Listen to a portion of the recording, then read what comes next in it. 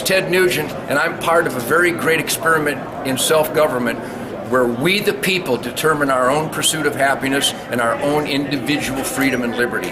Not to be confused with the Barack Obama gang who believes in we the sheeple and actually is attempting to re-implement the tyranny of King George that we escaped from in 1776. And if you want another Concord Bridge, I got some buddies.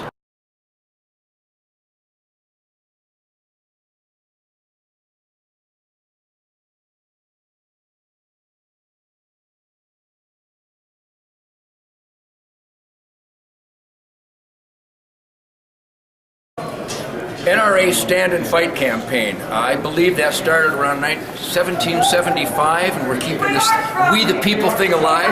You know, and I appreciate the question, and I understand there's a lot of devil's advocacy going on out there.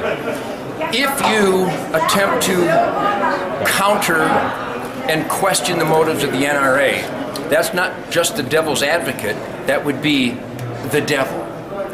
Anyone who questions the most basic fundamental right of self-defense is a dangerous, freedom-threatening, scary person that we must beat down. I'm a simple man. I'm 64 years clean and sober. Everything's working pretty good. My radar functions reasonably accurate. Those that would take away the right to keep and bear arms or infringe upon it in any way are the enemies of freedom. And I give you the inescapable evidence that the mass slaughters have occurred every time in Eric Holder, Barack Obama's dream. Their dream is gun-free zones. That's where the most innocent lives are lost. What kind of subhuman mongrel would want more of that? These are dangerous people.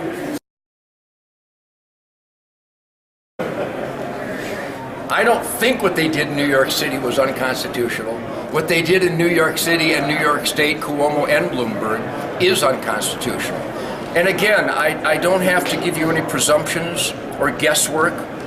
Cuomo and Bloomberg have full-time, tax-paid-for security details with unlimited firepower. So King George gets all the guards, but we the people are forced into unarmed helplessness. There's no such thing as a 7-round rifle magazine. They're literally legislating a big lie. And here's the point. When they're willing to give up their high-capacity magazines and their assault rifles, when our employees are willing to give them up, then their employers might consider it, but it will never happen. If you limit people's firepower, you're sending a message to the paroled monsters out there. And again, there are paroled murderers. Our so-called justice system has so failed, is so dangerously inadequate, that in every jurisdiction of this country there are paroled violent felons. They don't adhere to magazine capacity or firepower restrictions. Who in good conscience would want to declaw the cats because the coyotes are attacking them and eating them? When the coyotes attack the cats, you don't declaw the cats. You've got to be kidding me. So Ted Nugent, the guitar player, has to articulate this. This is what it's come to. There's a self-evident truth that resonates certainly in the halls of the SHOT Show and the National Rifle Association. And those of common sense, logic, goodwill, and decency, and a modicum study of history, we understand that when you are forced into unarmed helplessness, and your firepower is restricted, that evil then will do what they want to do with you. The psychotic murderer in Newton, Connecticut, broke 41 laws. How insane do you have to be to think that the 42nd law would have had any effect on this madman? I mean, you literally have to be brain dead. And if you listen to Mike Bloomberg framing the Second Amendment as a deer hunting issue, this is bizarro world. He's got to be the dumbest upright species in the history of breathing creatures. What kind of idiot thinks that our founding fathers was protecting deer hunting?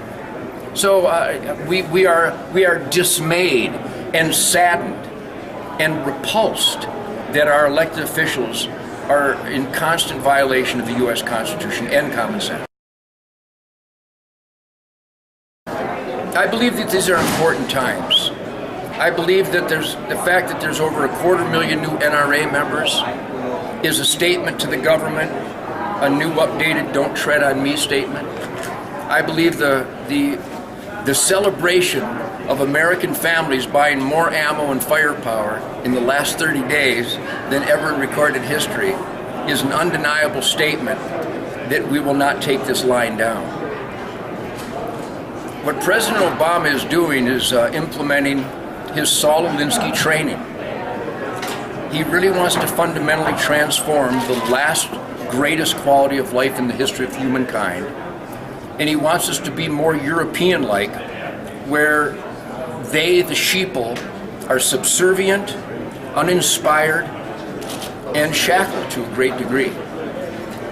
When a man can dictate to another man an unarmed helplessness, such a dictator is dangerous and against the very pulse of freedom that is instinctual and is written down in the Constitution and the Bill of Rights.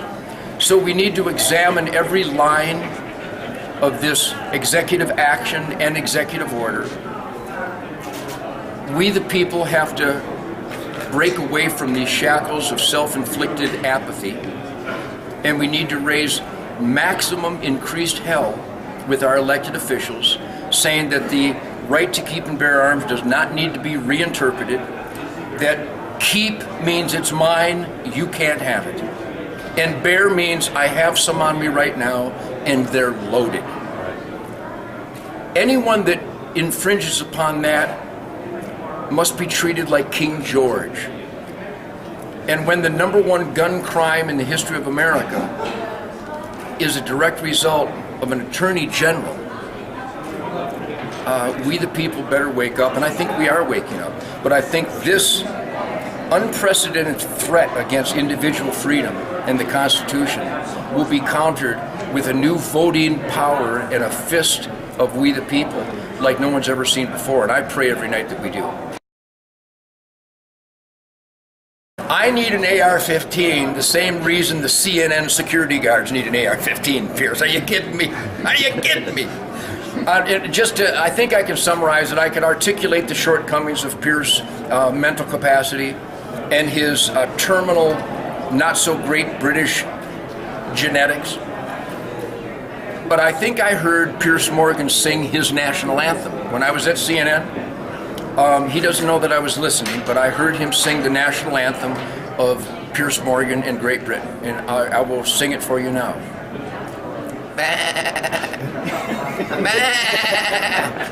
The guy is the poster child for sheep-like dependency. And I don't need to answer why I need an AR-15. It's not the Declaration of Needs. It's not the Bill of Needs. I don't need a Corvette to go to the store for milk and bread, but I want to, etc., etc. I don't need to play the guitar like I do because, well, actually I do because nobody else can. But anytime anyone inserts the term need regarding a free man's choice, that person is dangerous, and we must vote them out of office as soon as possible. And expose them in the media. I just wrote a piece today. Go to AOL.com. I wrote an AOL interview that is 10 loaded questions of insanity. And we could go on and on about the president's failings, his criminal activity, the criminality of Hillary Clinton, the criminality of Tim Geithner, the criminality of Eric Holder. But here is what's wrong with America today. We have a president, and everybody better write this down and memorize this. The President of the United States goes to the Vietnam Memorial Wall and pretends to honor 58,000 American heroes who died fighting communism, and then he hires, appoints, and associates with communists.